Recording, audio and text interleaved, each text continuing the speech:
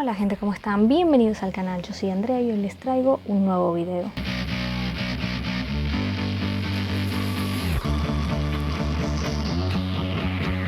Si me notan algo raro es que no me maquillé. Yo suelo ponerme una base y un labial, pero esta vez estoy haciendo esto súper rápido porque... O sea, no es que no tengo ganas, pero no terminé dos guiones que tenía pensado grabar hoy, que son la reseña de Verity de Colleen Hoover y el comparativo del libro y la serie de La Chica de Nieve, que bueno, esos van a ser los próximos videos. Están en proceso los guiones, pero no los pude terminar.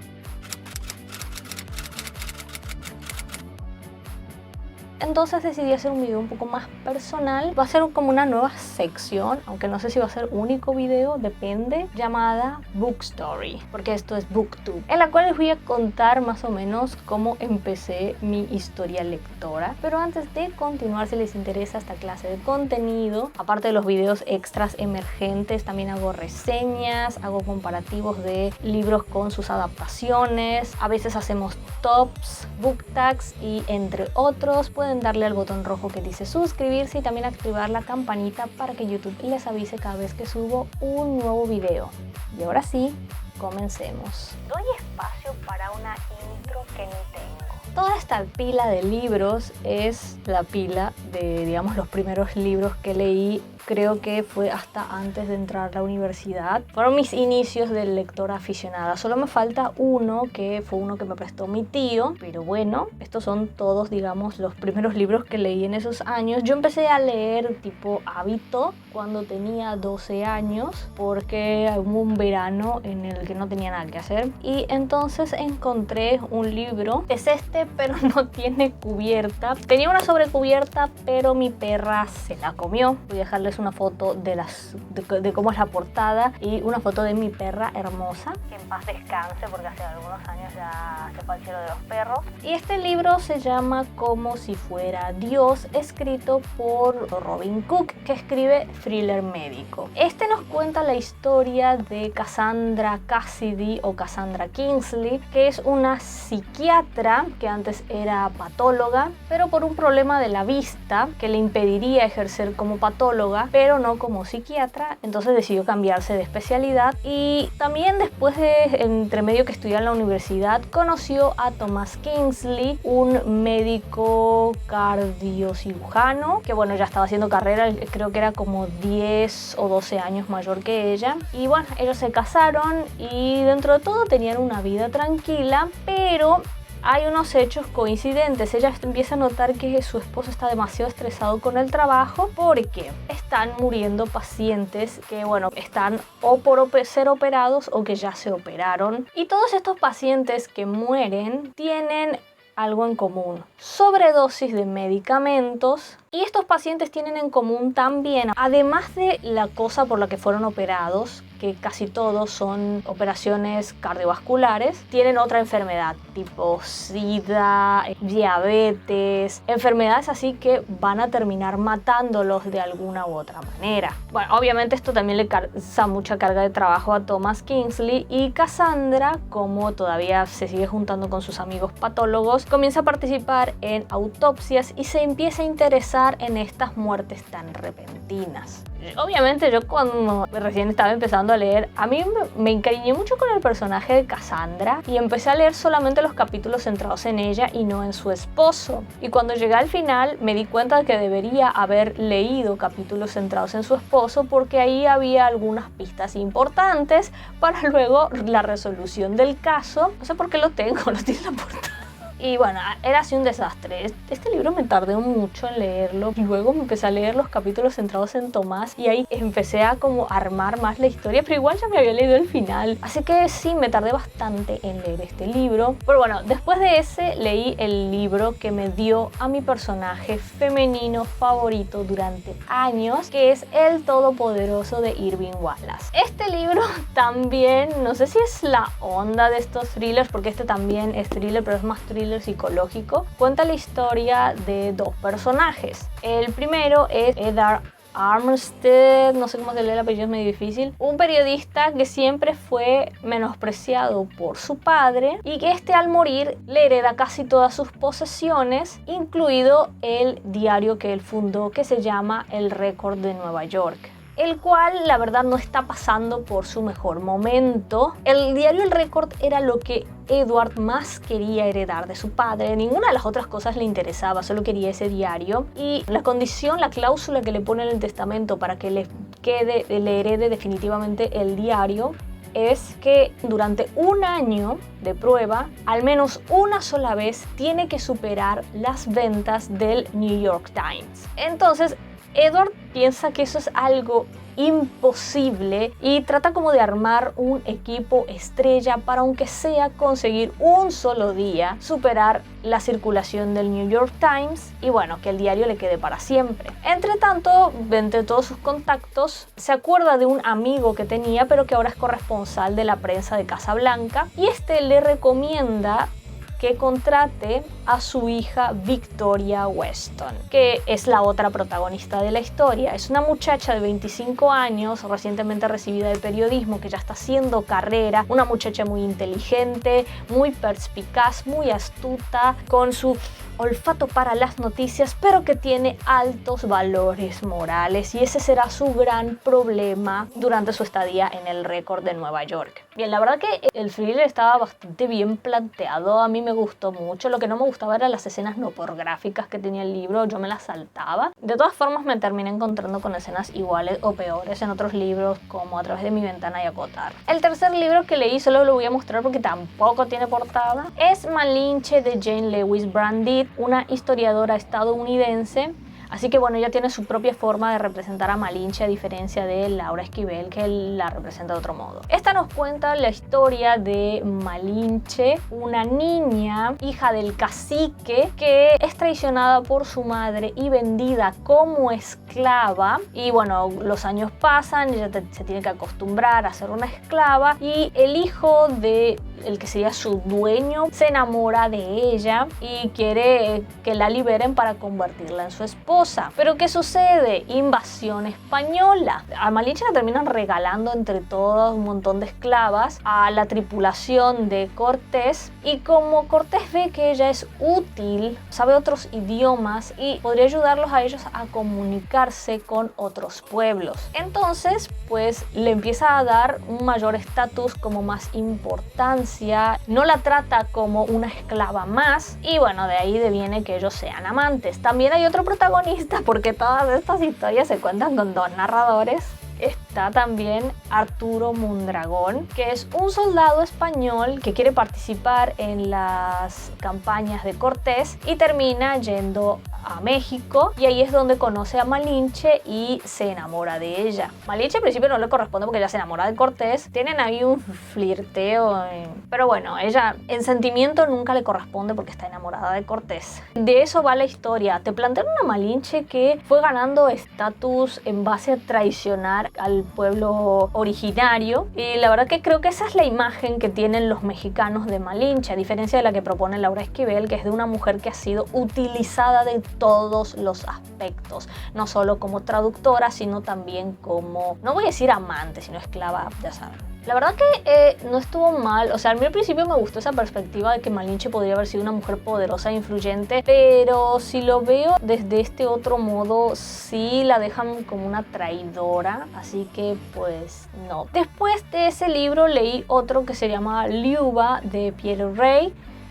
que voy a dejar acá porque ese es un libro que me prestó mi tío. Recuerdo que lo llevaba a la playa y lo leía, y se trataba de una mujer llamada Liuba, enamorada de un muchacho llamado Vitaly, que fue condenado al Gulag. No me acuerdo de la época en la que era, o sea, yo voy a decir lo que me acuerdo porque ni siquiera pude releer el libro. Este no tenía dos narradores, tenía solo uno, y en el Gulag es traicionado y asesinado por otros compañeros que lo usan como chivo expiatorio para sobrevivir. Ella termina casándose con un tipo llamado Vasily, y pues estos dos hombres que traicionaron a Vitaly vuelven a la vida de Liuba, y resulta que después del Gulag le fue muy bien porque se volvieron unos mafiosos muy poderosos, y ambos empiezan a pelear por Liuba porque los dos están enamorados de ella. Aparentemente Liuba era una mujer como muy guapa, y bueno, de eso iba la novela. La verdad que está bastante interesante. interesante todo esto de las conspiraciones, los mafiosos, la pandilla y toda la cosa, pero la historia de amor sí era como un poco aburrida. Después de Liu así leí La plaga de Anne Benson, que esta es una novela bastante interesante porque es una novela de histórica y ciencia ficción al mismo tiempo, géneros bastante opuestos. La parte de ciencia ficción nos cuenta, en ese momento era el futuro. Este libro fue escrito en 1997 y lo que contaba era del 2005. Ay, yo ilusionada pensando que probablemente lo del 2000 ya existía. Yo ahí como...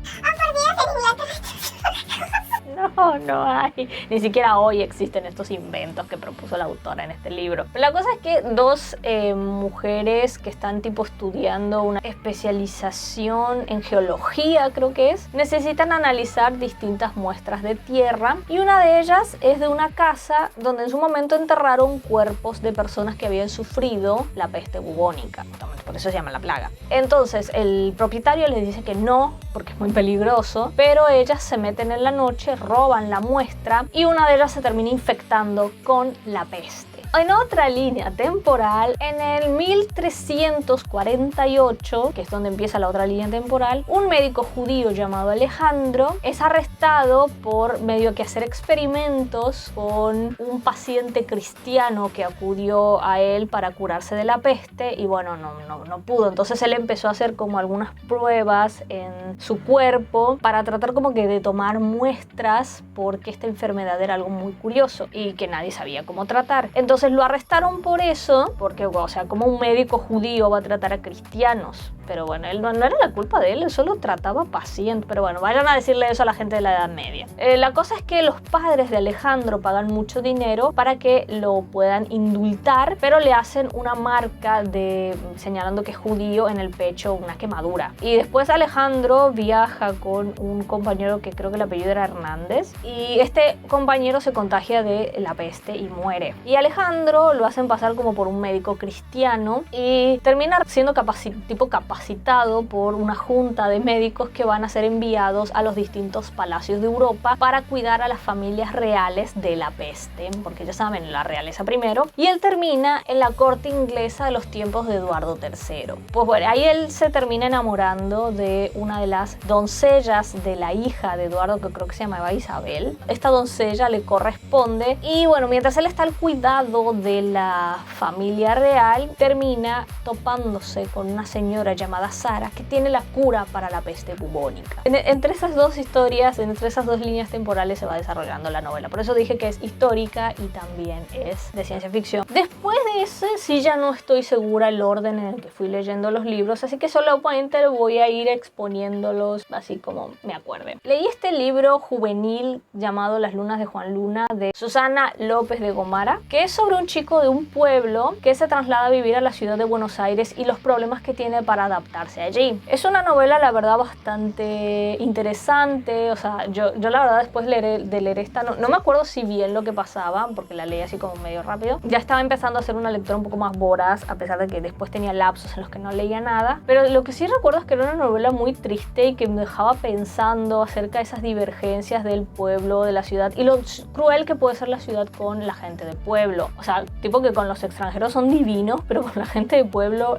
no tanto. También leí Alfred Hitchcock y Los tres investigadores, el misterio del león nervioso. Yo mucho tiempo pensé que este era un texto escrito por Alfred Hitchcock y por eso me decepcionó un poco, porque me pareció en extremo infantil y yo tenía entendido que era un director tipo estos de películas medio raras o sino de terror, pero resulta que no, lo escribió otro tipo.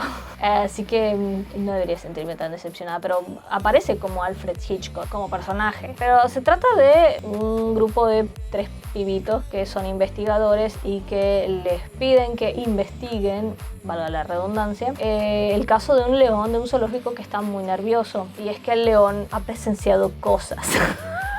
Suena muy absurdo, pero de eso se trata. Entre medio también leí el que yo creo que debe ser uno de los libros más tristes y melosos con los que me he topado, María, de Jorge Isaacs. No me acuerdo mucho de qué se trataba el libro, pero la protagonista se muere. Y era un libro de una novela romántica, muy melosa, demasiado parlamento, así muy teatral. Y a mí me terminó aburriendo un poco, pero sí reconozco que las partes que eran como para llorar. Es como un gas lacrimógeno en páginas. A mí no me hizo llorar porque ahí ya me empecé a dar cuenta que yo era bastante insensible. O sea, los libros no me hacían llorar, pero sí hay mucha gente que dijo que lo hizo llorar, que fue un libro súper triste. No Boulevard, pero sí era como... a mí me aburrió.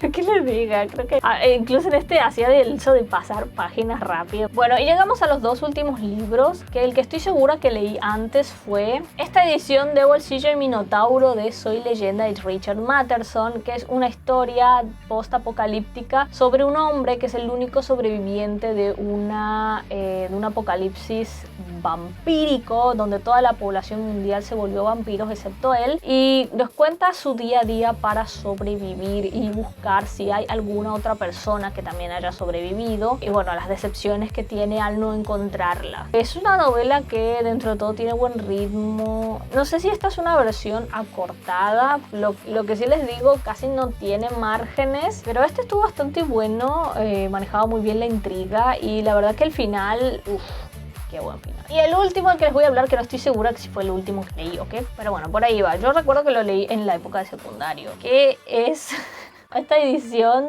cutre de El fantasma de Canterville de Oscar Wilde. Creo que mucha gente sabe de qué se trata El fantasma de Canterville, pero es sobre una mansión gótica en la que habita un fantasma, que bueno, ya sabemos cómo son las historias tipo de fantasmas góticas así de las épocas, bueno, pues del gótico, ¿no? Como las historias de mansiones embrujadas, pero lo que hace Oscar Wilde es agarrar a una familia americana y llevarla a vivir a esa casa.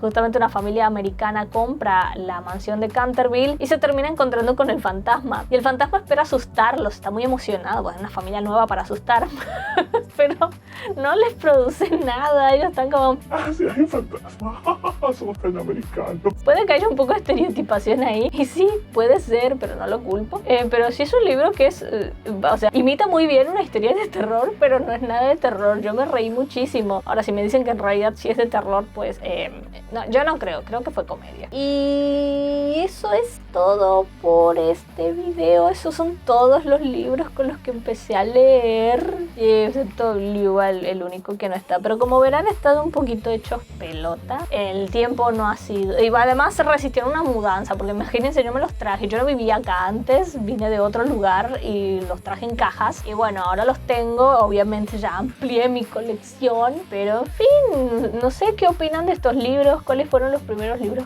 los que ustedes empezaron a leer? ¿A qué edad empezaron? ¿Cómo eran leyendo? Yo ya saben, era un desastre. Después me empecé a organizar y ahora ya sabemos que soy una lectora bastante voraz. Pero cuéntenme acá abajo en los comentarios, contéstenme todas estas preguntas y, como dije, qué opinan de los libros con los que yo empecé a leer y a volverme una aficionada a la lectura. Si les ha gustado este video por alguna razón, la verdad no sé por qué podría haberles gustado, pero ok, si les gustó dejen un pulgar arriba, y si les interesa este canal se pueden suscribir. Yo los veo en la próxima ocasión, espero ya tener guión. Muchas gracias por su atención, gente, y adiós.